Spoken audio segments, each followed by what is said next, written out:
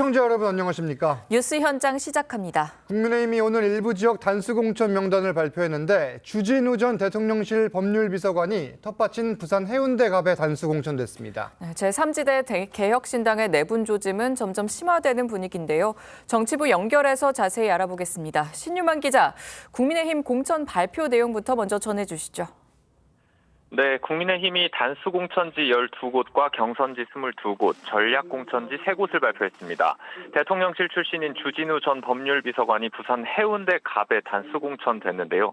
앞서 험지인 의정부갑에 전희경 전 비서관이 단수공천됐지만 여당 텃밭에 용산 출신이 단수공천된 첫 사례입니다.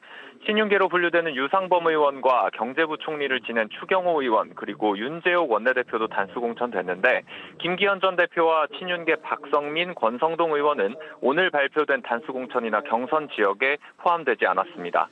앞서 당의 험지 출마 요청에 낙동강 벨트로 지역구를 옮긴 중진 서병수, 김태호, 조혜진 의원은 전부 전략공천됐습니다. 울산 울주군의 서범수 의원과 경북 포항 북구의 김정재 의원, 경북 상주 문경의 이미자 의원 등 현역 의원 15명이 추가로 경선을 치르게 됐습니다. 자, 신 기자, 이 개혁신당의 경우에는 주도권 싸움이 점점 치열해지는 것 같아요. 네, 개혁신당 김종민 최고위원은 오늘 국회에서 기자회견을 열고 선거운동의 전권을 이낙연 공동대표에게 줘야 한다며 이 대표 지휘 아래 이준석 공동대표를 일하게 해야 한다고 말했습니다. 개혁신당은 지난 16일 최고위 회의가 불발됐을 정도로 이준석, 이낙연 두 세력이 주도권 싸움을 치열하게 벌이고 있는데요. 김 최고위원 발언에 이준석 대표 측인 김용남 공동정책위 의장은 이견이 있는 사항들에 대해 다음 주 월요일 최고위에서 표결하기로 해놓고 왜 기자회견을 하냐며 표결 결과가 불리해서 그런 거라면 부적절한 처신이라고 맞받았습니다. 지금까지 정치부에서 전해드렸습니다. 앞서 들으신 것처럼 국민의힘이 대구와 부산 지역 단수공천 대상자를 발표했는데 눈에 띄는 인사들이 꽤 보입니다. 여야의 공천 쟁점과 개혁신당의 내용까지 패널 4분 모시고 자세히 짚겠습니다. 네, 이현중 문화일보 논설위원, 최수영 정치평론가, 김형주 전 통합민주당 의원, 장윤미 민주당 법률위 부위원장 함께합니다. 안녕하세요. 안녕하세요. 안녕하세요. 네, 주제 바로 보시죠. 네, 국민의힘 오늘 공천 상황부터 자세히 짚습니다. 우선 대통령실 출신으로 이른바 양지로 불리는 곳에 공천된 사례가 오늘 처음 나왔습니다. 주진우 전 대통령실 법률비서관이 해운대갑에 단수 공천이 된 건데 일단 해운대갑의 경우에는 계속 보수 정당이 당선돼 왔잖아요. 그렇죠. 일단 지금 국민의힘이 본격적으로 이제 영남 지역, 즉 우세 지역의 영남 지역에 대한 공천을 시작한 것 같습니다. 예. 국민의힘이 그동안 보면 그 공천 잡음이 거의 없었지 않습니까? 네. 특히 이제 김성태 전 의원도 이제 공천을 포기를 했고요. 또 이제 여러 가지 이제 김무성 전 대표도 이제 불출마 선언을 했고 또 이제 공천할 때 보면 대통령실 출신들을 그동안 거의 공천을 하지 않았어요. 예. 네. 그러다가 이제 조금씩 이제 한두 명씩 지금 시작을 하는 것 같습니다. 그렇죠. 거의 이 전체 공천 중에서 아주 일부분만 이제 발표함으로 인해서 여러 가지 논란을 좀 줄이겠다 이런 의도인 것 같습니다. 지금 대략 보니까 이제 주진우 전 비서관 같은 경우는 사실은 그 지역 내에서 있었던 다른 후보들에 비해서 일단 경쟁력이 좀 앞섰다는 측면이 있을 거예요. 예. 왜냐하면 워낙 처음부터 주진우 전 비서관은 이제 윤 대통령의 최측근이라는 이야기가 알려지면서 사실상 거기에 경쟁하는 다른 후보들이 거기 그렇게 적극적으로 하지는 않은 측면이 있는 것 같습니다. 네네. 그런 면에서 이제 주진우 전 비서관의 일단 예. 약점은 좀 예상이 된 측면이 있는 것 같고요. 이제 문제는 지금까지 사실은 이제 경선이나 이런 걸로 발표되지 않는 지역, 이 지역 같은 경우는 이제 앞으로 어떻게 될 것이냐. 여기 아마 이제 아직까지 현역 지금 탈락은 하나도 없었습니다. 지역구 탈락은. 그렇죠. 예. 그렇다 보면 아마 앞으로 있을 공천에서는 바로 이제 지역구 탈락이 다음번부터는 시작되지 않을까. 현재까지는 경선은 만약에 예를 들어서 현역 의원이 있고 도전자 있을 경우에 경선 붙여준 데는 그나마 현역 의원들 좀 프리미엄이 있거든요. 그걸 살려줬지만 그러나 이제부터는 아마 현역들에 대한 본격적인 물갈이 공천이 시작되지 않을까 예. 그런 생각이 듭니다. 네, 주진우 전 대통령실 비서관을 단수 공천한 것에 대해서 국민의힘에서는 이런 입장을 밝혔습니다. 들어보시죠. 주진우 비서관 같은 경우에는 단수공천 요건에 확실히 해당하고 차이도 많이 나고 여러 가지 빨리 하는 게 좋을 것 같아요. 다른 후보자들은 상대 후보에 대해서 우위에 있는 경쟁력 후보자가 없었습니다. 질문하신 취지가 대통령실 출신인데 다 추천했느냐는 취지인 것 같은데 단수 기준에 해당함에도 불구하고 그 출신에 따라서 굳이 역차별을 받아야 될 이유는 없다고 생각합니다. 자, 역차별을 받을 필요가 없다고 생각한다, 이런 설명인데, 그러니까 경쟁력이 앞설 경우에는 단수 공천을 하는 게 맞다, 이런 입장인데 국민 눈높이는 어떨까요? 글쎄요, 저는 이제 저와 같은 부분에 대해서, 예. 그러니까 실제로 보면 양적인 측면에서 굉장히 절묘하다고 봐요. 그러니까 실제로 보면 5명이 뭐 이렇게 넘어갔다, 용산 출신들이. 그렇게 단수 공천을 받았다 그러면 예. 사실 용산이 주도하는 공천 아니냐 하는데, 실제로 보면 한두 명 정도에 해당되는 그런 부분은 당이 설명하는 대로 실제로 뭐 오히려 용산이 역차별되는 예. 정도 아니냐. 오히려 그런 의미에서 이런 그 당의 권위가 지금 먹히고 있다. 예. 이렇게 생각이 들고, 그런 이유는 어쨌든 장제원 의원이라든지 서병수 의원이라든지 예. 어떤 뭐 다선 의원들의 어떤 살신승인하는 모습, 또 실제로 김성태 의원도 스스로가 주장을 걷어들이는 예. 이런 앞에 있어서의 어떤 모범들이 있었기 때문에 다른 지역도 상당히 어떤 수년하고 있는, 연착륙하고 있는 거 아니에요. 예. 특히 공관위원장이 상당히 권위를 가지고 앞으로 그 공천 심사 결과를 발표하는 데 있어서도 이런 분위기에 따라서는 내부적인 어떤 반발을 하기 예. 어렵게 되고 있다, 그렇게 보여집니다. 다만 이제 해운대 갑의 경우에는 이제 하태경 의원이 불출마를 이미 선언을 했고, 이 지역이 지난 총선 당시 부산 지역 가운데 가장 큰 격차로 이긴 곳인데 20%포인트 이상 차이가 난 곳으로 제가 기억을 하는데, 맞습니다. 이곳에 윤 대통령의 측근으로, 그것도 최측근으로 꼽히는 인물이 도전을 해서 단수 공천됐다. 뭐 다른 의견 있으십니까? 굉장히 상징적이라고 보여지고요. 상징적이다. 사실 양지 중에 양지인 곳에 예. 하태경 의원은 아마 본인은 지역구 사수를 하고 싶었겠죠. 본인이 공들여갖고 3선을 한 지역이니까요. 그런데 그 지역을 사실상 양보한 겁니다. 그렇다면 그 지역이 누구의 차지가 될 것인가가 상당히 중요하지 않았겠습니까? 근데 그 지역을 차지한 것은 이른바 검사 공천이 있었던 거죠. 주진우 법률 비서관 같은 경우에는 윤석열 정부의 아주 초기부터, 그리고 선거 캠프부터 사실상 진두지휘했다, 이런 평가를 받는 인물이기 때문에 예. 이게 국민들에게 감동을 주는 공천이라고 할 수 있을 것인가 좀 의문입니다. 네, 지금 주진우 전 비서관뿐만 아니라 이 당수 공천 이 리스트에 윤재옥 원내대표와 추경호 전 경제부총리, 그리고 유상범 전 수석 대변인 등 친윤계 인사들이 좀 대거 포함이 됐거든요. 지금 친윤들이 좀 뒷심을 발휘하는 거 아니냐, 이런 지적들도 나오긴 해요. 글쎄 뭐 제가 보기 뒷심보다는 예. 그 경쟁력이 좀 입증된 분들에게 그냥 먼저 이렇게 간 것 아닌가 싶은 게, 경쟁력이다. 예. 실제로 TK에서 다선 의원, 3선 이상 의원은 3명뿐이 없습니다. 김상훈, 윤재욱, 그다음에 주호영 의원 세 사람밖에 없고 나머지 전부 초재선들이에요. 그러다 보니까 이 세 사람에 대해서는 뭐 상당 부분 어쨌든 뭐 그 경쟁력을 좀 입증할 수밖에 없기 때문에 준 것이 아닌가 싶고, 뭐 친윤계 의원이라고 생각 뭐 할 수는 있겠으나 이분들이 사실은 당의 주류 역할도 해온 분들이거든요. 예. 그렇기 때문에 좀 실제 뭐 현역 원내대표인데 뭐 이런 분들을 뭐 컷오프 시킨다는 건 사실 예상이 안 되는 것들이라, 여기에서 친윤이라는 프레임보다는 오히려 TK에서는 공천 잡음을 최소화할 수 있게끔 말하자면 컷오프를 좀 최소화시킨 것 아닌가, 예. 그런 측면으로 이해하면 될 것 같습니다. 네, 지금 영남권 현역들 상당수는 대부분 경선을 치르게 됐는데, 육선에 도전하는 이 주호영 의원은 정상환 상임위원과, 그리고 초선 김용판 의원은 권영진 전 대구시장과 경선을 치를 전망입니다. 영남권 현역들을 지금 경선을 치르게 한 배경, 이현종 의원님은 이게 배경이 뭐라고 그러니까 보십니까? 이제 문제는 이렇게 되면 이제 어떤 공천 잡음을 일단 없애는 데는 효과가 있을 겁니다. 왜냐하면 이제 경선을 치르게 되면 경선에서 만약에 패할 경우에 뭐 이야기하기 어렵지 않습니까? 근데 한편으로 보면 현역들한테 굉장히 프리미엄을 준 거예요. 왜냐하면 이 경선을 치른다는 거는 현역이 압도적으로 좀 우세할 수밖에 없습니다.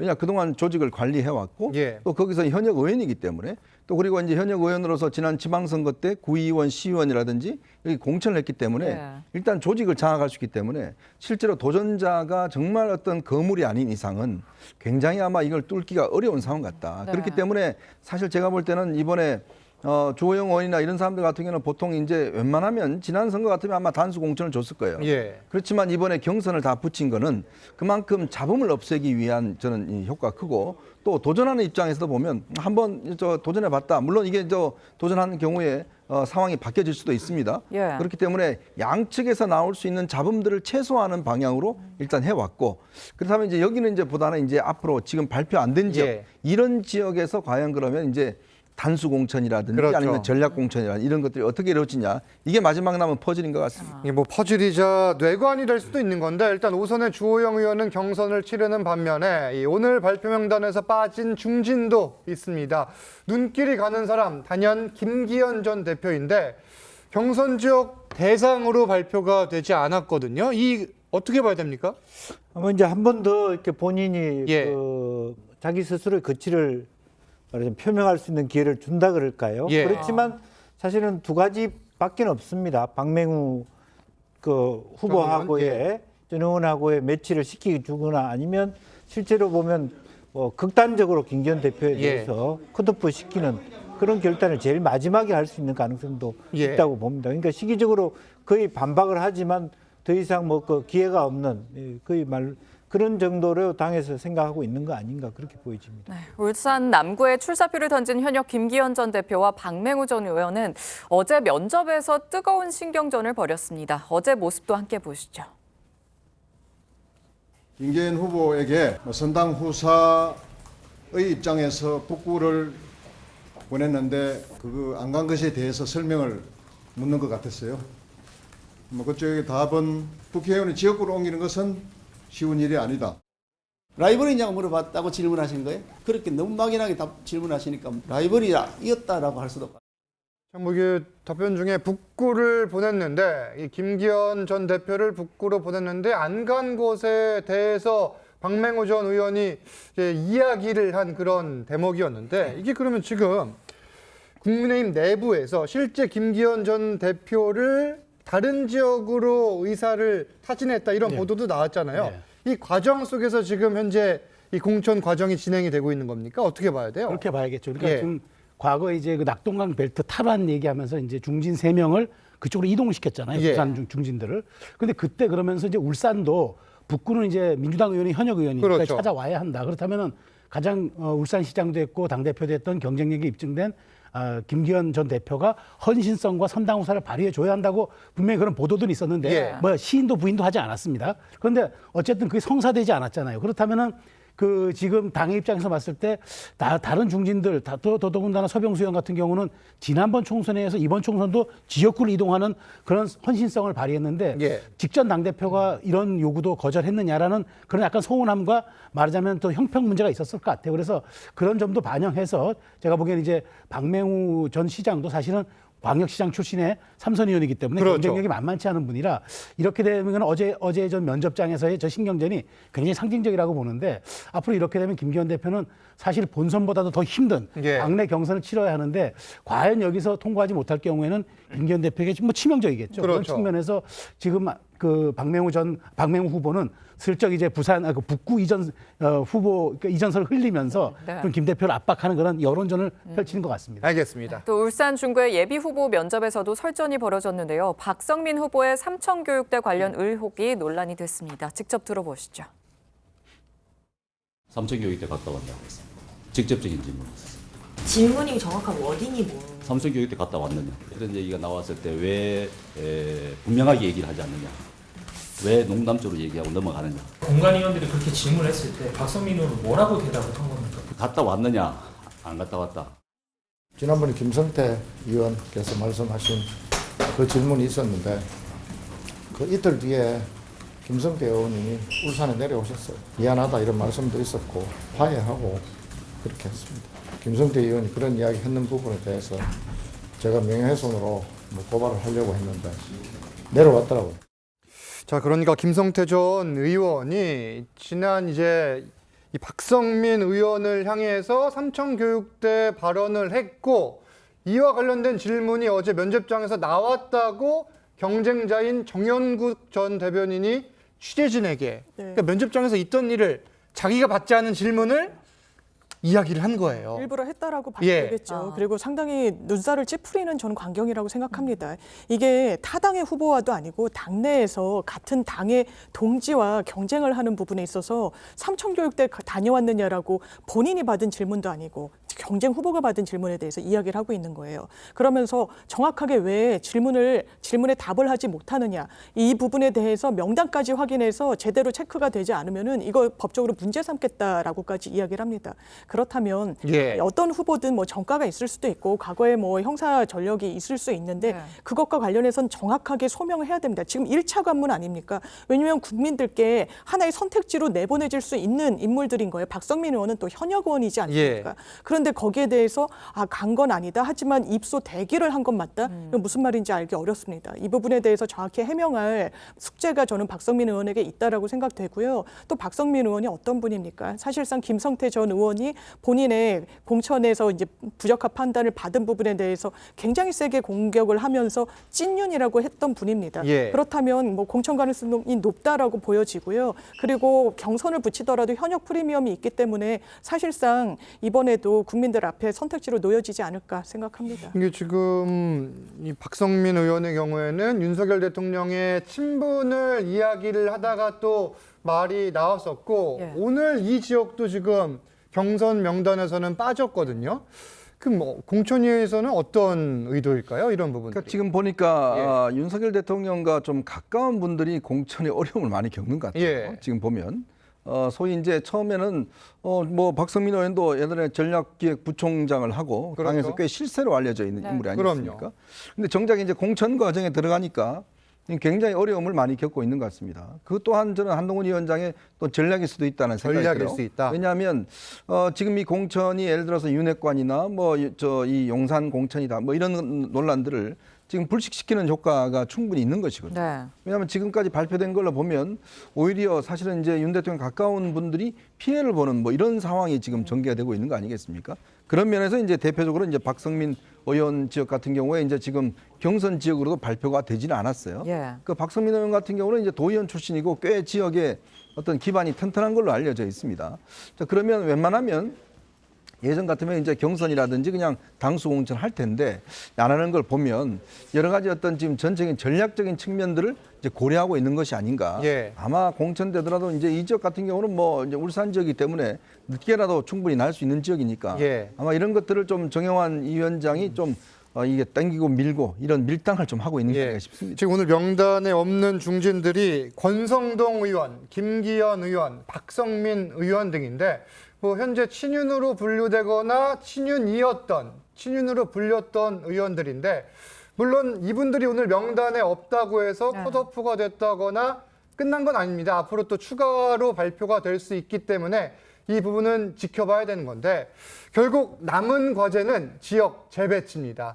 국민의힘에서는 면접 과정에서 이 후보자들에게 재배치 의사를 묻기도 했는데 오늘 공관위가 입장을 내놨습니다. 이 내용 들어보시죠. 우산 인력들이 경합되는 데는 굉장히 좀 고민을 하게 됐고요. 지금부터 이제 방정식이 고차 방정식으로 이제 들어가고 있어가지고 우리가 월요일날 모여가지고 난상 토론을 좀 할 것 같아요.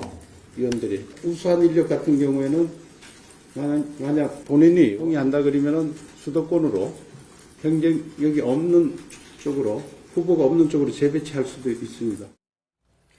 자, 이 지역 재배치 사실 이제부터 문제입니다. 뭐 말 그대로 고차 방정식이에요. 이 상황에서 뭐 잡음 나올 가능성이 있거든요. 있죠. 파열음도 나올 수가 있죠. 그래서 사실 정당이 어느 이제 그 인물 교체를 할 때 그 인물 교체를 공천의 차원이 아니라 선거 전략의 차원에서 접근해 봐야 되거든요.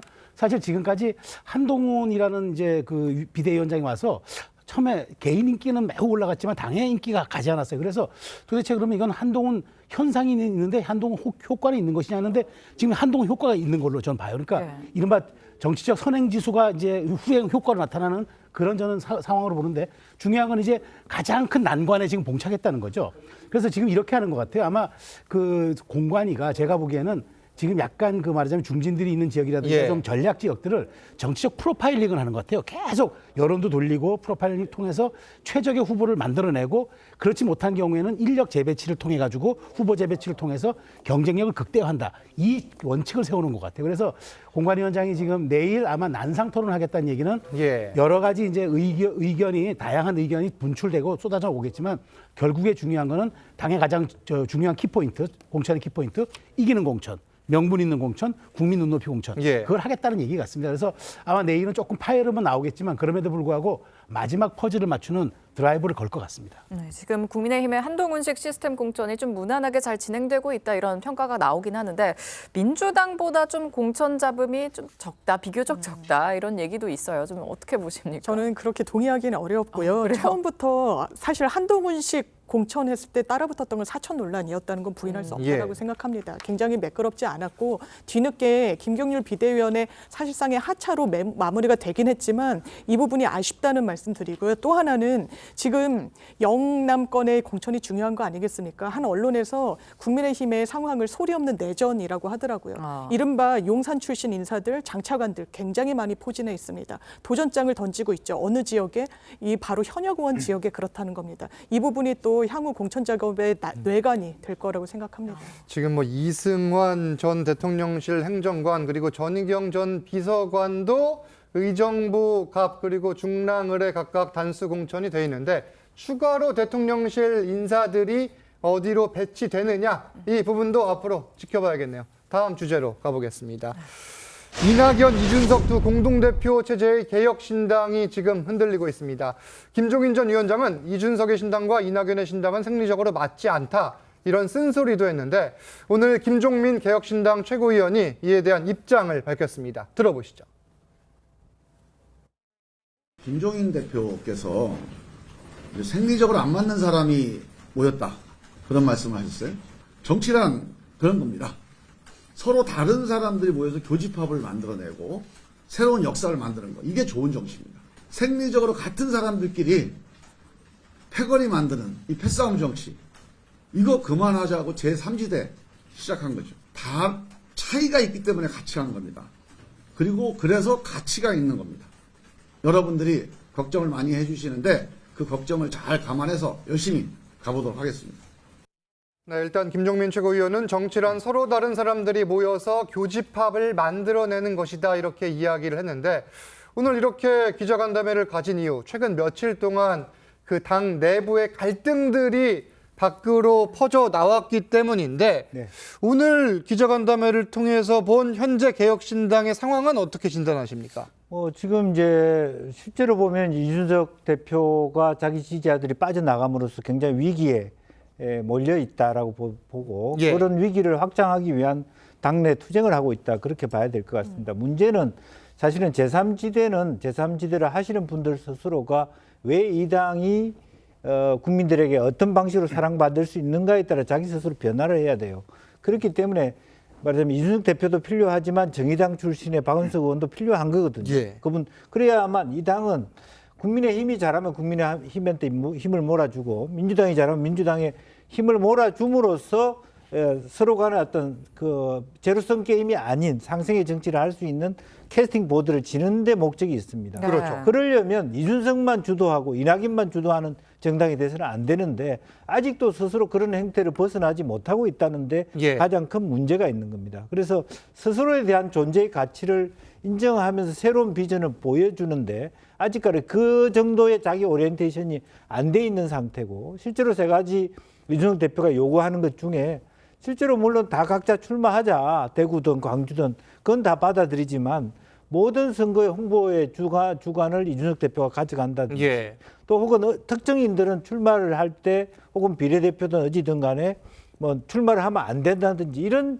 정도의 조건들은 받아들이기 어려운 이제 그런 부분이 아닌가 그렇게 생각이 듭니다. 그러면 이낙연 대표와 이준석 대표의 지금 이 근본적인 갈등의 배경은 좀 뭐라고 보세요? 결국은 이제 당내 권력이겠죠. 이거 두고 이제 지금 다툼을 벌이는 것 같습니다. 특히 이제 이준석 대표가 본인이 그동안 이제 지지층들이 사실 합당 과정에서 많이 흔들리고 또 지금 탈당도 하고 지금 이런 상황이 있다 보니까 이거를 지금 만회하기 위해서 굉장히 이제 가시적으로 본인이 요구를 하는 것 같아요. 그게 세 가지 요구를 했다는 거 아니겠습니까? 지금 보면 정책과 홍보 관련된 거는 자기의 정권을 달라라는 것인데 이게 뭐냐면 정책에 있어서 그동안 이 어르신들 이제 무임승차 문제라든지 여성 군대 입대라든지 뭐 등등 있었잖아요. 그러니까 이거를 이제 본인이 끝까지 가고 싶다는 거고 홍보 같은 경우는 일단 홍보라는 게 일단 돈이 문제가 걸려 있습니다. 그렇죠. 지금 현재 뭐 6억 원 들어와 있잖아요. 그러니까 그 돈의 어떤 지출권을 본인이 좀 갖겠다 이런 의도 같아요. 본인이 쓰면은 좀 더 효과적으로 쓸 수 있다 이런 생각을 뭐 갖고 있는 그렇겠죠. 거죠. 당연히 본인은. 뭐 본인이 쓰면 예. 잘 쓰겠다 이런 예. 뜻인데 문제는 지금 현재 뭐 이 당이 지금 돈이 많이 없는 정당인데 네. 일단은 이제 곳간을 본인이 갖겠다는 거 아니겠습니까? 거기다가 또 이 배복주, 유호정 두 분에 대한 것에 대해서 지금 사과를 하라는 거예요. 그걸 과연 할 수 있을까요? 예. 두 분이 뭐 잘못했습니까? 그러니까 이게 뭐냐면 결국 자기 지지층들을 뭔가 무마시키기 위한 하나의 행동인데 저는 이런 건 굉장히 무례한 요구라고 저는 봅니다. 자, 그렇기 때문에 결국 지금 이준석 대표가 본인의 주도권을 지금 빼앗길 위기에 있자. 왜냐? 예. 현역 의원들이 전부 다 민주당 출신이에요. 지금 국민의힘이 제가 아까 우리 공천 이야기했지만 예. 본인이 아마 그런 기대를 한 것 같아요. 뭔가 이제 컷오프 시키고 하면 좀 국민의힘 쪽에서도 좀 올 수 있다는 했는데 최근에 허은하 전 의원이 이야기했잖아요. 이제 전화도 안 받는다고. 이제 콜백도 안 한다는 거 아니겠습니까? 이제 그러다 보니 본인이 저 뒤에 있는 의원이 없잖아요. 이제 그러다 보니 전부 다 민주당 출신이고 오히려 민주당 출신들이 앞으로 더 나올 가능성도 있고. 예. 그러다 보니까 뭔가 주도권을 잡아야 되겠다는 그 상황 속에서 저는 계속 지금 최고위원회 불발, 기자회견 취소 뭐 이런 일이 벌어지고 있지 않나 싶습니다. 지금 이 세 가지 제안에 대한 이야기를 잠깐 해주셨는데 이제 실제 김종민 최고위원은 이 이준석 대표의 세 가지 요구에 대한 입장도 오늘 이야기를 했습니다. 이 내용 들어보시죠. 뭐 가령 예를 들어서 뭐 3가지 제안했는데 뭐 2가지는 거절했다. 뭐 공동 선거 지위를 거절했다. 그 제목 자체는 전혀 사실이 아닙니다. 거절한 게 아니라 대안을 제시해서 그 대안에 대한 논의가 계속 진행되고 있는 겁니다. 자, 제목 자체는 전혀 사실이 아니다. 거절한 게 아니라 대안을 제시해서 그러니까 논의는 계속 진행 중이라는 입장인데 그러면 이준석 대표가 선거 정책, 홍보 지휘 권한을 자신에게 달라고 하는 것을 포함해 지금 요구사항들을 이낙연 대표 쪽에서 받을 가능성에 대해서 어떻게 보세요? 저는 이제 이 사안을 놓고 약간 시계를 2년 전으로 되돌리면 예. 이준석 대표가 당대표를 할 때 당시 윤석열 후보가 갈등 빚었던 사안이 뭡니까? 이준석 대표가 그때 가지고 있었던 이른바 홍보 전략과 홍보 정책에 대해서 전권을 갖고 있었고 비용 예. 집행도 갖고 있었잖아요. 그거를 내놓으라고 하는 순간 자맹에 들어가서 결국 그 선거 그 과정에서 개입하지 않다가 울산 회동이라는 극적 봉합을 통해서 다시 이제 됐잖아요. 윤석열 대통령이 당시에 울산에 그렇죠. 있는 이준석 대표를 찾아서 만난 만났죠. 일. 그 사건의 발단이 바로 홍보 집행비였어요. 맞습니다. 한 뭐 20여 원 정도로 추산이 됐는데 그 예. 당시. 그래서 저는 지금 이게 다시 지금 촉발된다고 보는 거예요. 그러니까 저는 이준석 대표가 명확하게 지금 세 가지를 지적해서 얘기한 거는 본인이 완전히 주도권을 쥐겠다. 지금 이 의원님 말씀대로 본인이 이건 그립을 쥐고 가겠다는 건데 최소한 여기에 대해서 당의 전략, 그다음에 인물 영위까지도 내가 주도하겠다라는 메시지를 발산했는데 과연 이걸 그럼 이낙연 대표가 만일 이렇게 될 경우에 흔히 하는 속된 말로 바지 사장 역할밖에 못하게 되는데 이제 이낙연 대표 입장에서는 이걸 받기 쉽겠습니까? 그리고 지금 이 신당의 지분 형태를 놓고 보면 결국 이렇게 많은 돈들도 민주당 의원들이 와 있기 때문에 돈이 들어왔는데 예. 실제로 돈은 엉뚱한 사람이 벌고 집행은 내가 하겠다고 하는 수 비치잖아요. 욕심으로 비치잖아요. 그런 측면에서 저는 이 개혁신당이 지금 이런 내홍과 이런 내전 양상을 최소 일주일 안에 정리가 안 되면은 예. 저는 제3지대의 존재 자체가 찻잔 속의 태풍으로 끝날 수도 있는 그런 우려가 있을 수 있다고 봅니다. 지금 갈등을 봉합하기가 좀 쉽지 않아 보이는데 개혁신당의 갈등이 더 커지는 거 아니냐는 지적이 나오자 지난 16일 이준석 대표는 갈등은 아니라는 입장을 보였습니다. 직접 들어보시죠. 최고위원회의 왜 갑자기 취소됐습니까? 최근에 저희가 그쪽 본청 쪽의 공간을 배정받아서 회의실 꾸리고 있습니다, 지금. 예. 그래서 지금 한 다음 주 월요일 수년하게 된 겁니다. 내부 갈등 뭐 이런 얘기가 나오던데요. 그거 아닌가요, 전혀? 뭐 그런 상황은 아닙니다. 일단 이 김종민 최고위원은 오늘 기자간담회에서 이런 이야기도 했습니다. 선거운동의 전권은 이낙연 대표에게 있는 것이다. 뭐 공개적으로 비판한 것으로도 읽히는데 이 개혁신당이 통합한 지 일주일 정도 지나 이런 상황에 놓여 있고 뭐 총선 50여일밖에 안 남았거든요. 어떻게 보세요? 순항하기 상당히 어려워 보이죠. 예. 정책에 대해서 본인이 주도권을 가져가겠다. 이거 이낙연 대표가 받기 어렵습니다. 이 정책이란 게 어떤 정책입니까? 사실상 반장애인, 반여성 정책이라고 보여지는 겁니다. 그리고 배복주 의원에 대해서 왜 이렇게 날선 공세에 펴니까? 박경석 전장현 대표의 부인 되시는 분이죠. 배우자죠. 이 전장현 대표는 원래 후천적 장애인이신 분입니다. 우리 내 자신이, 내 이웃이 이렇게 될 수 있어요. 해병대 나온 이후에 나중에 사고로 장애를 받게 되신 분이거든요. 이런 부분에 대해서 그래도 지하철 투쟁이라도 하니까 우리가 그나마 목소리 좀 들여다보는 거 아니겠습니까? 예. 이런 부분을 정의가 아니다, 불법이다라고 정의하는 게 전 정치가 돼서는 안 된다라고 생각하고, 그런데 그것이 맞기 때문에 본인이 주도권을 가져가겠다. 이거는 이낙연 대표가 수용 불가한 제안이라고 생각합니다. 질문 하나만 더 드릴게요. 예. 민감한 내용일 수도 있는데 이런 식으로 가다가 혹시 쪼개질 수도 있는 것 아니냐, 뭐 일각에서는 이런 우려도 하는데 이 가능성은 어떻게 보세요?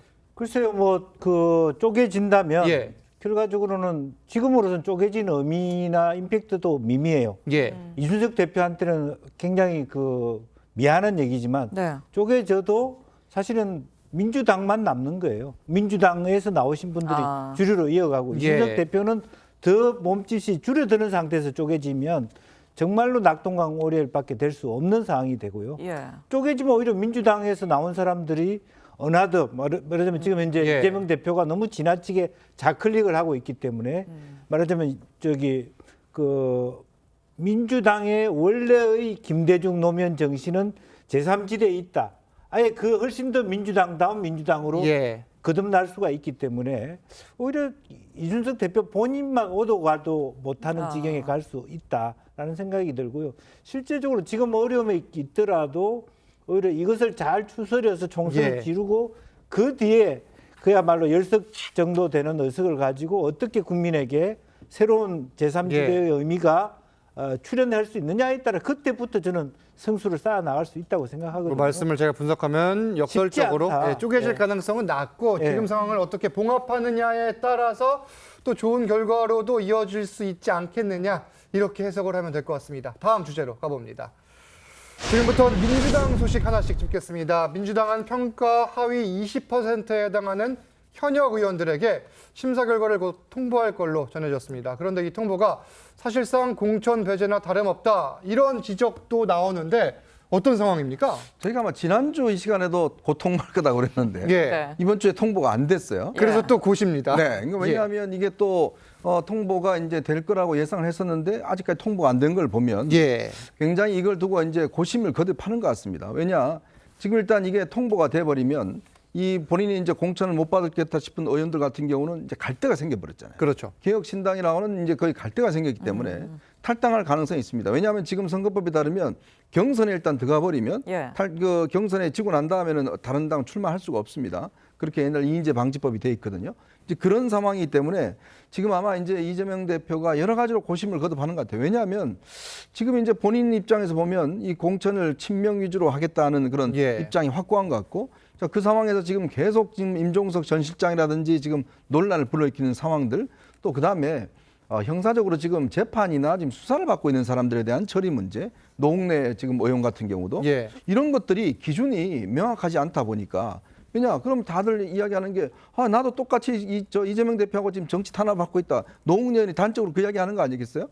나도 똑같다, 이재명 대표하고. 그렇기 때문에 나는 공천 줘야 된다. 안 주면 나는 무소속 간다. 이런 거거든요. 그러니까 그런 거기 때문에 아마 이 20%에 대한 기준이 도대체 뭐냐? 예. 이게 타당한 어떤 합당한 바다를 수용할 수 있는 상황이 되는 것인지, 그러니까 이런 부분에 대한 논란이 계속되기 때문에 글쎄요, 이번 주에 또 발표할 수 있을까요? 다음 주에 또 우리가 또 곧 발표한다라고 이야기할 수 그러니까요. 또 그런 상황이 올 수도 있을 것 같습니다. 지켜봐야 되는 네. 부분인데. 지금 개혁신당이라는 좀 나갈 곳도 있다, 이렇게 지적을 해주셨는데, 지금 친명계와 비명계 갈등이 고조되는 상황에서 평가 하위 20%에 누가 포함되느냐, 네. 이게 지금 명문 갈등에 좀 영향이 크지 않을까 싶어요. 이건 인과관계가 전 없다라고 봅니다. 없다. 왜냐하면요, 이제 공간위의 전 단계에서 민주당에서 총선기획단 차원에서 이 배점을 달리한 겁니다. 네. 과거에도 하위 20% 현역 의원들에 대해서는 페널티를 줬어요. 총 경선 득표율에서 마이너스를 했던 건데 그 비율을 하위 10%한테는 30점, 그리고 그 이후에 10%에 대해서는 20점을 감점하는 건데 그 비율이 높아졌습니다. 그렇기 때문에 과거에 비춰봤을 때 사실상 컷오프 아니냐라고 하는데,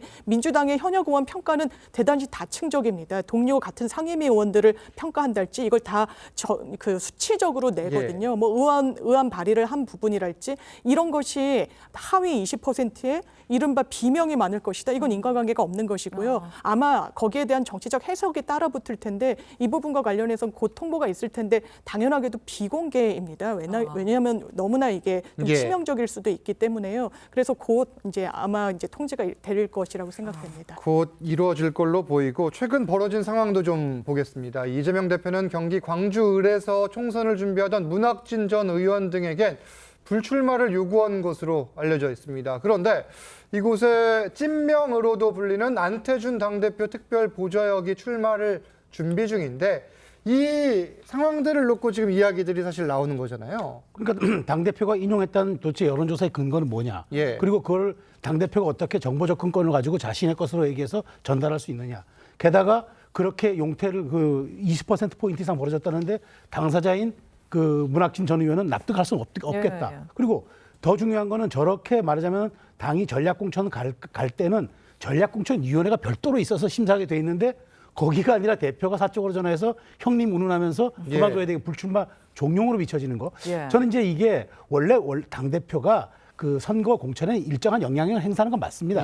그런데 이렇게 직접적이고 노골적으로 개입하는 경우가 별로 없어서 대신 우회하거나 하는 대리인을 통해서 의견을 전달하는 경우가 많았는데 이재명 대표가 이렇게 말하자면 좀 막 이렇게 직접적으로 노골적으로 개입하는 거는 당의 지역구 공천에 대해서 뭔가 좀 본인이 개입을 해야 되겠다. 그런 조급증의 말로가 아닌가 싶어요. 그런데 지금 이러다 보면은 국민의힘과 자꾸 비견되어서 이재명의 공천은 사천이 아니냐, 오히려 공식적인 라인이 아니라 비선 라인에서 하는 것일 수도 있겠다라는 자꾸 의혹을 부추겨서 이게 심하면은 이게 당의 내용으로 끝날 게 아니라 내일 전으로 치닫을 수 있기 때문에 상황 관리를 잘해야 할 것 같습니다. 지금 말씀해주신 20%포인트는 공개된 여론조사 내용이 아니죠? 그렇죠. 아닌 거죠. 그러니까 이재명 대표가 인용했다고 하는데 우리는 모르는 거죠. 그게 지금 보도로 나온 거고요. 거죠. 이게 확인이 되지 않은 거죠. 조사 내용이라는 점을 말씀을 드리고 또 당대표 특별보좌역과 성남시 경기도 라인 등 이른바 찐명계의 출마가 좀 잇따르고 있다는데 지금 상황은 어떻게 보십니까?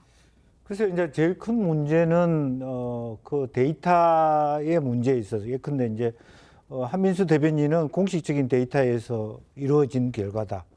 그리고 전략공천위원장 안규백 위원장은 우리는 그런 조사한 적이 없다.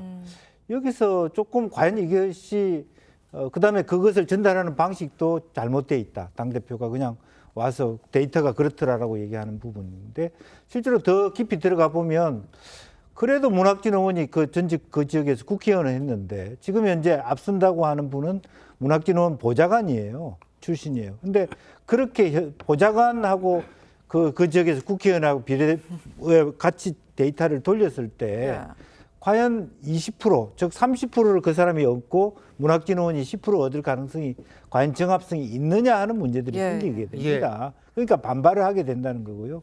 이제 그런 면제에 있어서 과연 앞서서 국민의힘하고 비교해 봤을 때 과연 이게 당이 어떤 결정을 내렸을 때 이게 어떤 정당성을 가지거나 합리성을 가진다고 믿지 못하는 정도가 굉장히 높아지고 있고 시간이 가면 갈수록 말하자면 분란이 일어날 수 있는 그런 개연성을 안고 있다는 것이고 그 지역이 한두 지역이 아니거든요. 그런 면에서 전체적으로 과연 이게 올바른 말하자면 선택 또 올바른 어떤 조사 기법에 의한 질문까지 내관이 있다 그렇게 봐야 되겠습니다. 이게 지금 찐명, 이른바 찐명들이 민주당의 텃밭, 이른바 양지를 또 공략을 하고 있다는 것이고 이 과정에서 이분들에 대한 또 후원 관련해서도 또 인과관계가 있고요. 이 부분이 이재명 대표 입장에서는 현상을 유지할까요? 아니면 바꿀 가능성도 있을까요? 글쎄요. 뭐 이재명 대표는 지금 어떤 논란이 있더라도 저는 아마 밀고 나갈 것 같습니다. 밀고 나갈 것이다. 왜냐하면 지금 뭐 후퇴할 방법이 없어요. 왜냐하면 지금 각 지역에 보면 주로 토의 특보 출신이라는 분들이 다 배치가 많이 돼 있고 이런 분들이 이제 지금 현역 의원들하고 이제 같이 붙고 있는 상황이고 그리고 또 뭐 이 지지층들이 보면 제가 이렇게 이 후보들한테 이야기 들어보면 갑자기 이제 본인들이 모르는 당원들이 많이 이제 입당해 있다라든지 뭐 이런 이야기가 많거든요. 그걸 보면 전반적으로 이번 총선을 가져가는 이재명 대표의 뚜렷한 정책 목적이 있는 것 같습니다. 결국 이제 이재명의 민주당을 온전히 만들겠다는 거. 그럼 대표적으로 이제 임종석 전 실장에 대한 이제 공천 배제론부터 나오는 것이고 여타 인물도 마찬가지 같아요. 결국은 현역들이 사실 이제 민주당이 고민이 뭐냐면 지난 선거에 너무 많이 이겼어요. 그렇다 보니 너무 현역들이 많습니다. 예. 그런데 이제 또 정치 예비군들이 너무 많아요. 그렇죠. 지방선거 때 패배했기 때문에 예. 그때 나온 분들이 너무 많고 또 이재명 대표가 본인이 직접 또 이 특보란 이런 걸 통해서 본인이 뭐 찐명이라고 하는 사람들이 너무 많기 때문에 이런 사람들을 챙겨주기 위해서는 결국은 현역 의원들을 흔들 수밖에 없고 그 현역은 결국 이재명 대표의 충성도가 약한 예. 이명계일 수밖에 없다 이런 생각이 듭니다. 이재명의 민주당을 만들려 한다 이런 주장이신데 물론 민주당 측에서는 특히 이재명 대표 측에서는 아니다 시스템 공천이다 이렇게 또 반박을 하는 상황이죠. 이 공천 갈등의 핵심이라고 할 수 있는 임종석 전 비서실장은 어제 SNS에 자신의 입장을 또 밝혔습니다. 이 성동의 당원과 지지자들에게 아픔을 드리는 일은 없을 것이다.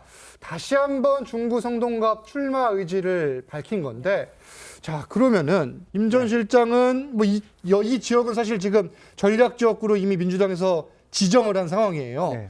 이러면은 자기를 전략 공천해 달라는 의미입니까? 아니면은 경선을 그래도 해달라 이 이야기입니까? 뭐 넓게 보면 냉정하게 보면 전략 공천이 됐으면 예. 홍표 원내대표 서초로 가면서 그러면 임종석 의원이 내 거라고 얘기하기는 사실은 어렵습니다. 예. 전략 공천을 달라고 얘기할 수는 없습니다. 다만 사실 단수 공천이라 되면 정말 객관적인 데이터를 돌려서 다른 후보들하고 비교했을 때 그야말로 20% 이상의 격차로 난다라면 단수 공천 지역으로 만들면 되는 건데 문제는 지금 언론상에 나타나는 이야기 자체는 뭐냐면 이 안에서 조사하는데 임종석의 이름이 없다는 거 아닙니까?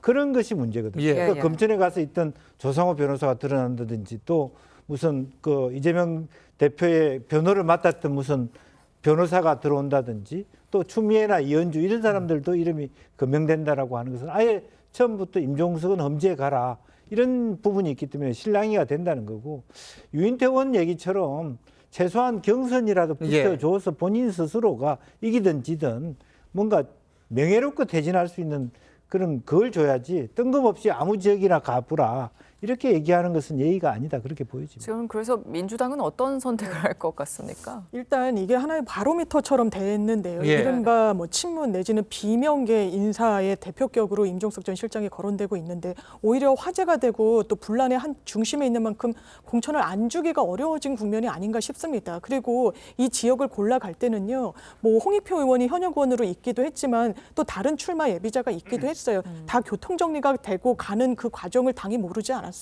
그러다 지금 와서 뭐 뜬금없이 송파를 가다? 그러면 송파에서는 선택받을 수 있나요? 물론 한켠에서는 임종석이라는 정치인이 정치적 중량감이 크니 비교적 험지에 가는 것이 좋지 않겠냐 이 정도는 제안할 수 있지 몰라도 다른 지역으로 사실상 내몰리듯이 하는 거는 당에 도움이 되지 않고요. 지난 총선에서 민주당이 어떻게 이겼는지를 되돌아보면 됩니다. 원팀으로 한 목소리 냈기 때문에 이겼기 때문에 다른 전선을 굳이 만들어갈 필요가 없다라고 생각합니다. 이게 지금 사실 뭐 당 안팎에서는 이럴 일이 아닌데 임 전 실장을 둘러싼 문제가 너무 커진 것 아니냐 이런 이야기까지 나오는데 사실 어떻게 결론이 나느냐가 관심이에요. 뭐 일각에서 송파 갑 지역구도 거론이 된 바가 있지만 어떻게 교통정리가 될 걸로 전망하십니까? 저는 이렇게 임종석 전 실장에 대한 상황 관리가 안 돼서 예. 원튼 원하지 않든 이게 문명대전의 상징처럼 커져버렸어요. 문제가. 예. 그래서 이건 퇴로를 출구 전략을 짜기에도 애매한 지점이 돼버렸는데 이재명 대표의 생각은 확고한 것 같아요.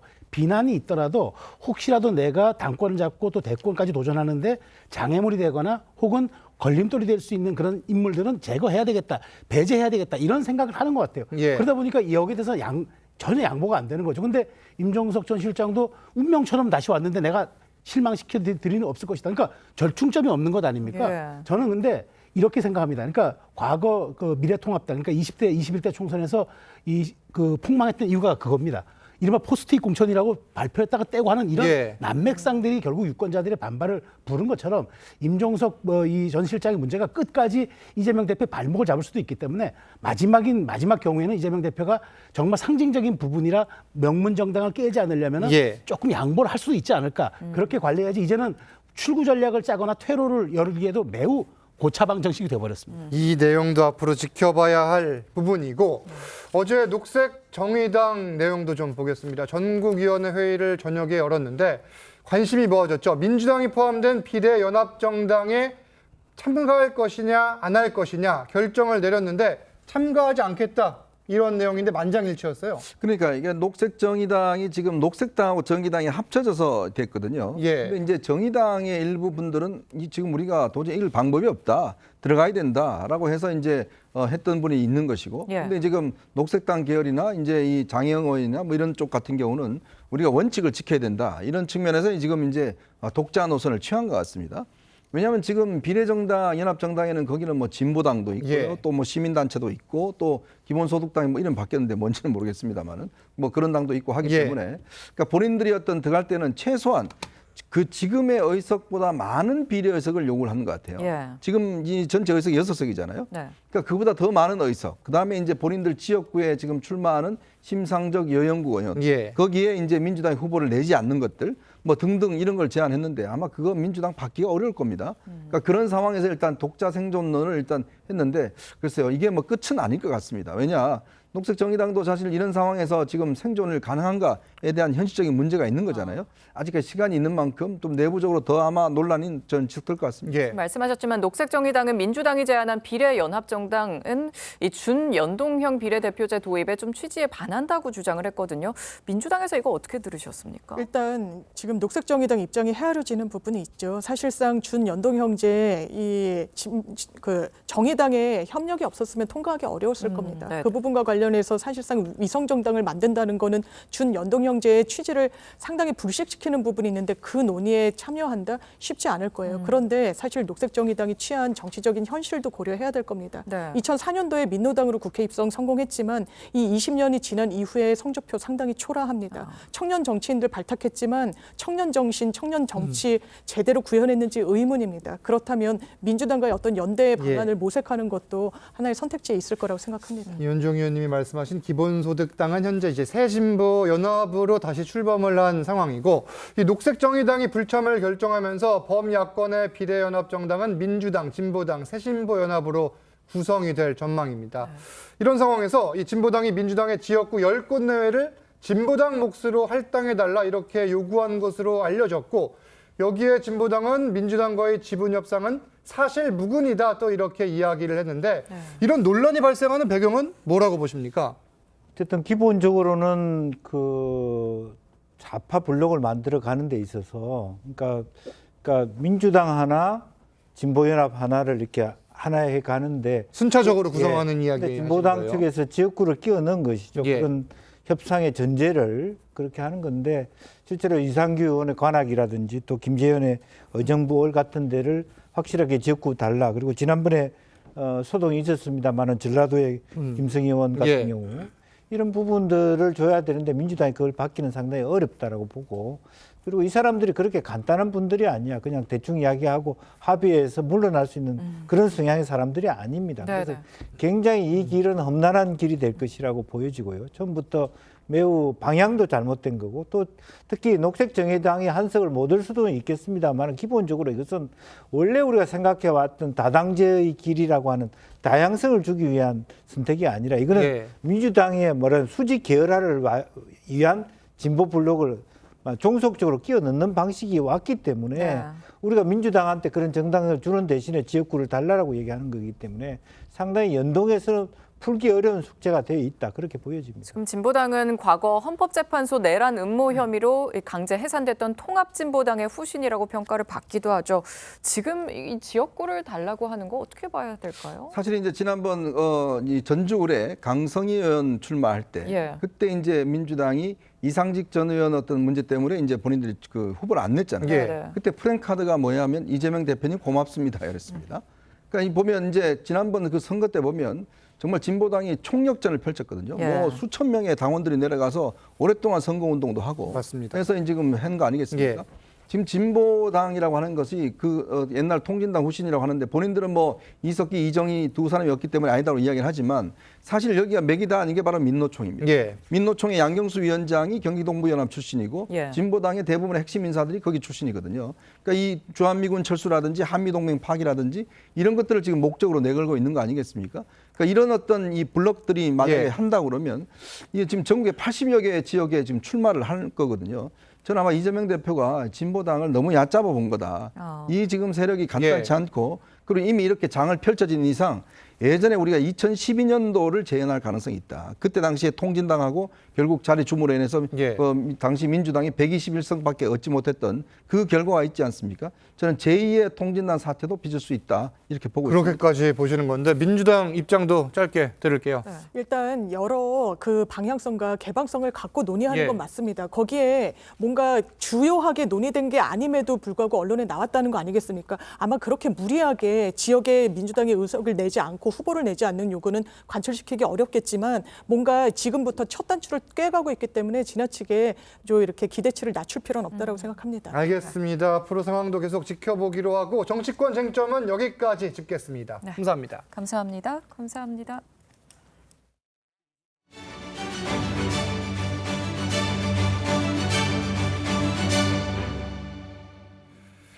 대리기사인 척 접근해 운전자를 흉기로 위협하고 돈을 요구한 남성이 경찰에 붙잡혔습니다.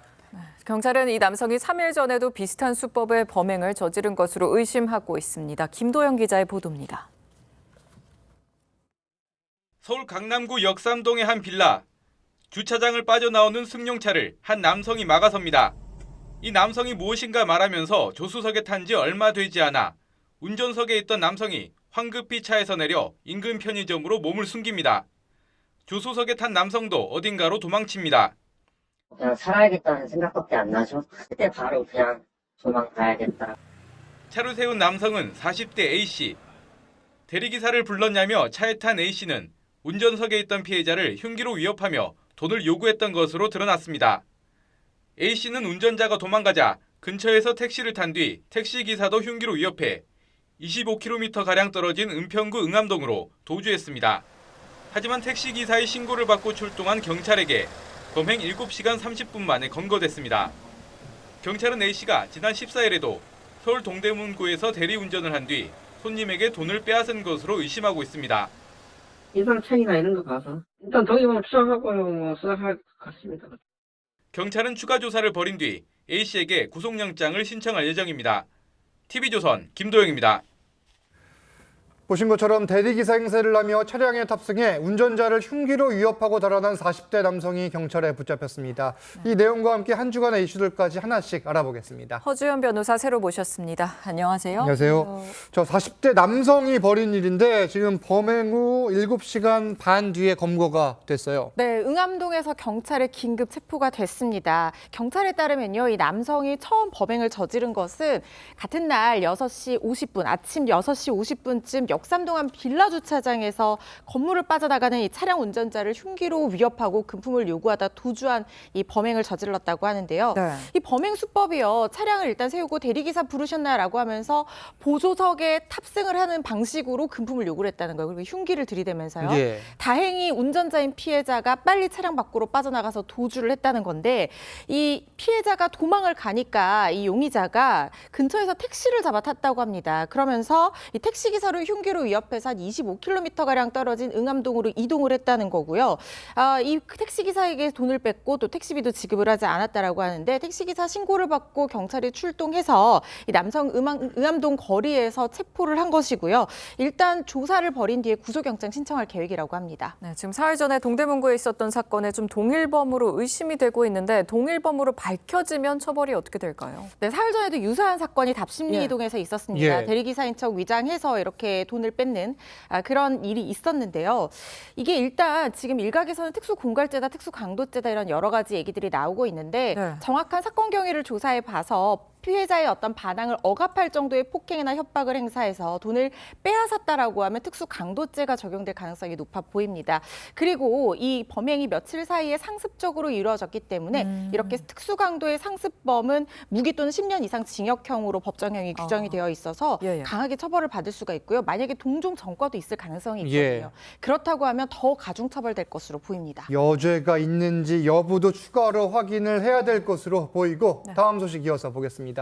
일산의 한 대학병원에서 불이 나 이 환자 등 190여 명이 대피하는 소동이 있었는데 간호사들의 정말 빠른 대처로 위기를 넘겼어요. 네, 입원한 환자들은 거동이나 움직임이 불편할 수 있는데 간호사들이 초동 대처를 정말 잘해준 덕분에 200명 가까운 환자들이 큰 피해 없이 모두 다 잘 대피를 할 수 있었습니다. 불은 17일 아침 7시쯤 일산 동국대 병원에서 났는데 병실한 콘센트에서 갑자기 불꽃이 튀면서 시작이 됐다고 합니다. 순식간에 연기가 자욱해지고 경보가 울렸는데 환자 보호자들을 비상구를 통해서 긴급 대피시킨 간호사들이 소화기를 들고 달려가서 불 끄기를 시도했고 불이 10분 만에 꺼졌다고 합니다. 네, 인천의 한 요양원에서도 화재가 발생했는데요. 직원들의 또 초동 대처로 큰 피해를 막았다고 해요? 네, 15일 새벽에도 인천의 한 요양원에서 불이 발생을 했는데요. 그런데 여기서도 지금 거동이 불편한 이 노인 환자분들 또 다른 환자분들이 17명 정도 계셨는데 다행히 큰 인명피해 없이 출동한 소방관에게 20분 만에 불이 진압이 됐다고 지금 하는데요. 침대 위에 누워 계시는 할머니를 불길을 지금 피해서 구조를 하고 있는 거예요. 맞습니다. 저게 이제 이 침대에서 내려서 이동을 할 시간적인 여유가 없는 상황인 그렇죠. 거예요. 그래서 연기가 퍼지기 전에 정말 판단을 잘한 것이 침대와 휠체어에 태워서 일단 엘리베이터로 세 분은 내려 보냈다고 하고요. 나머지 분들도 이 적극적으로 피해 조치, 대피 조치를 하고 또 무엇보다도 화재 이 초기에 소화기가 중요하잖아요. 소화기를 적극적으로 잘 사용을 했다는 거예요. 어떻게 이렇게 잘할 수 있었느냐 봤더니 이전에 이미 소방 교육이 잘 이루어졌고 미리 이제 대피 요령에 대한 숙지가 잘 되어 있었던 상황으로 보입니다. 이 사고도 지금 정기적 요인에 의해서 일어난 것으로 보여서 정확한 화재 원인은 조사 중입니다. 이게 지금 거동이 불편한 분들이 또 많이 계시는 요양원이나 병원의 경우에는 이런 대처가 정말 중요해 보이네요. 이게 참 평소에 얼마나 이 화재 이 대피 요령을 숙지하고 있느냐, 평소에 이 대비가 정말 중요하다는 생각이 드는 것이 이렇게 환자가 많은 시설에는 정기적으로 소방 교육과 안전 교육을 실시하도록 되어 있는데 이 교육들을 다 잘 받았고 숙지한 매뉴얼에 따라서 초동 대처를 정말 잘한 것으로 보이는데요. 이렇게 불이 나면 주변 사람들한테 알리셔야 되고요. 그리고 연기가 퍼지기 전에 엘리베이터를 이용하는 건 좀 위험할 수 있습니다. 요양원에서는 물론 그때 상황을 잘 판단을 한 것으로 보이지만 엘리베이터는 연기가 올라오면 오히려 위험할 수 있으니까요. 계단으로 대피를 하셔야 되는데 손잡이를 만져보고 뜨거우면 반대편이 불이 났다는 뜻이에요. 그래서 그쪽으로 대피하지 마시고 물에 수건을 적셔서 코를 막은 다음에 옥상으로 갈지 계단으로 갈지 창문으로 갈지 그때 상황을 좀 판단하시는 것이 중요한데 미리 이걸 시뮬레이션이라고 하잖아요. 미리 한번 어떻게 대피할지 생각해보고 예방 교육 때 충실히 이수를 하신다고 하면 실제 사건이 벌어지는 경우에 도움이 될 거라는 생각이 듭니다. 알겠습니다. 계속해서 다음 소식 볼 텐데 국제 소식입니다. 러시아에서 반정부 운동을 펼쳐왔던 야권 정치인이자 이 푸틴 대통령의 최대 정적으로 꼽힌 나발리의 사망 소식이 전해졌는데 전 세계에 지금 충격을 주고 있어요. 네, 왜 충격을 주고 있냐면요. 이게 의문사다. 그리고 이 뭔가 시기적으로 이 푸틴의 정적을 제거하기 위한 어떤 암살 시도가 아니냐 이런 어떤 의혹이 제기가 되고 있기 때문이에요. 왜냐하면 너무 갑작스럽게 돌연사인데다가 시신도 아직까지 발견이 되지 않아서 이 사망 원인을 밝힐 수가 없는 상황으로 보입니다. 나발니 푸틴의 네메시스, 그러니까 운명의 숙적이라는 별명으로도 굉장히 잘 알려져 있는 사람인데요. 수감되어 있던 제3교도소에서 산책을 마치고 돌아와서 갑작스럽게 사망을 했다. 그리고 의료진이 긴급하게 출동했지만 살릴 수가 없었다고 당국이 얘기를 하고 있지만 말씀드린 것처럼 이 나발리의 배경, 어떤 인물인지를 보면 이런 의문이 제기되는 것도 어느 정도 가능할 수 있겠다는 생각이 드는 게요. 정계에 입문하고 나서 계속해서 이 러시아 반정부 운동을 벌이고 반 푸틴 운동을 벌여온 인물입니다. 푸틴의 비밀공전에 대한 폭로도 이어갔고요. 심지어 2020년에는 독극물 테러를 당해서 죽을 뻔했었는데 독일에서 치료받고 회복을 했는데 본인이 체포될 것을 알면서도 조국과 신념을 버릴 수 없다라고 하면서 러시아에 다시 들어왔다가 30년형을 선고를 받고 복역하던 중에 돌연사를 한 겁니다. 지금 또 석연치 않은 부분이 시신의 행방이 묘연한 것으로 전해져요. 맞습니다. 그게 지금 굉장히 의문이 남을 수밖에 없는 부분이에요. 지금 영안실에서도 이 나발니의 시신을 찾을 수가 없는 상황이다라고 얘기를 하고 있거든요. 특히 이틀 전에 담당 변호사가 나발리를 면회했을 때는 돌연사할 만큼의 어떤 안 좋은 건강 징후라든가 이런 게 전혀 보이지 않았고 모든 것이 문제가 없었던 거라는 거예요. 그리고 시기적으로 지금 3월에 러시아 대선에서 하면서 이 푸틴이 5선에 지금 도전하고 있는 상황입니다. 사실상 여기서 성공을 한다라고 하면 종신 집권이 가능한 상황인데 실제로 이 나발리의 어떤 이 대선을 앞두고 나발리를 좀 격리하려는 움직임이 있었어요. 작년에 3주 정도 나발리의 행방이 묘연해졌었는데 한번 교도소를 이 죽음의 교도소라고 불리는 이 제3교도소로 이감이 됐단 말이죠. 그리고 나서 이렇게 의문사를 하게 됐고 또 프리고진의 경우와 같이 푸틴의 어떤 숙적이 의문사 당하는 그런 일들이 굉장히 많이 있어왔지 않습니까? 그래서 이번에도 이 대선을 앞두고 뭔가 나발리 지지 세력을 저지하기 위해서 이렇게 한 것이 아니냐 이런 얘기들이 나오고 있습니다. 지금 나발리를 추모하는 행사도 잇따라 열리고 있는데 이 행사를 또 탄압을 하고 있다고 그래요. 무려 340명이 구금이 됐다고 합니다. 2022년 9월에 이 우크라이나 파병 이 징집 반대에서 1,300명이 구금된 이후에 정말 엄청난 규모의 사람들이 구금된 건데요. 지지자들이 꽃과 촛불을 들고 추모를 하고 있는 영상과 함께 지지자들을 체포하는 그런 모습이 담긴 영상도 온라인에 돌고 있다고 합니다. 이 내용도 앞으로 계속 지켜봐야 될 것 같습니다. 허주연 변호사와는 여기서 인사 나누겠습니다. 감사합니다. 감사합니다. 최근 부동산 PF 부실과 부동산 경기 침체로 문을 닫는 건설업체들이 잇따르고 있습니다. 이 업체들에서 일감을 받아 일해온 하청업체, 이른바 전문 건설업체들은 상황이 더 심각합니다. 정은혜 기자가 현장을 취재했습니다. 대형 건설사에서 하청을 받아 토목공사를 주로 해온 한 전문 건설업체. 공사비가 폭등하면서 오히려 일을 할수록 손실이 커졌고 급기야 지난해 말 법정 관리를 신청했습니다. 매출 축해서 국세가 밀리다 보니까 이거는 도저히 감당이 안 되더라고요. 30억이 넘어요. 현장에선 인건비와 자재값이 치솟다 보니 전문 건설업체에 그 부담이 전가되는 현상이 심각하다고 호소합니다. 평균 수익률은 3%를 보고 들어오는 회사에서 20몇 프로에 대한 원가 부담을 가중해서 받으면서 프로젝트를 수행을 해나가는 지난해 문을 닫은 전문 건설업체는 1,920여 곳. 종합건설사 400여 곳이 폐업하면서 도미노식으로 타격을 받은 겁니다. 그나마 전문건설공제조합이 자금난을 겪고 있는 업체를 지원하면서 버팀목 역할을 하고 있습니다. 3천억 원 정도를 그 조합원들에게 대출을 해주고 그다음에 은행 이자보다 훨씬 낮은 금리로 대출을 해줘서 이은재 이사장은 전문건설업체들의 해외 진출도 돕고 있다며 정부가 SOC 사업을 늘려 경기를 부양할 필요가 있다고 강조했습니다. TV조선 정은혜입니다. 오늘 전국에 비가 내리겠습니다. 현재 제주와 전남에 비가 내리기 시작했고 점차 전국으로 확대되겠습니다. 오늘 밤부터 내일 오전 사이 제주와 남해안, 지린산 부근에는 시간당 10에서 20mm의 강한 비가 쏟아지겠습니다. 내일까지 예상되는 강수량은 제주 산지에 최대 200mm 이상, 남해안에 100mm 이상, 전남과 경남에 30에서 80mm, 서울 등 중부지방으로 20에서 60mm의 비가 예상됩니다. 오늘 전국적으로 바람도 강하게 불겠는데요. 특히 해안가와 산지를 중심으로 초속 20m 이상의 돌풍이 불어들겠습니다. 오늘 날은 흐리지만 기온은 높아 초봄처럼 포근하겠습니다. 서울이 12도, 대전 13도, 대구와 부산 16도 예상됩니다. 내일 비가 그친 뒤 기온은 뚝 떨어지겠고요. 수요일과 목요일 전국 대부분 지역에 비나 눈이 내리겠습니다. 날씨였습니다. TV조선 뉴스 현장 마칩니다. 함께 해주신 여러분 고맙습니다.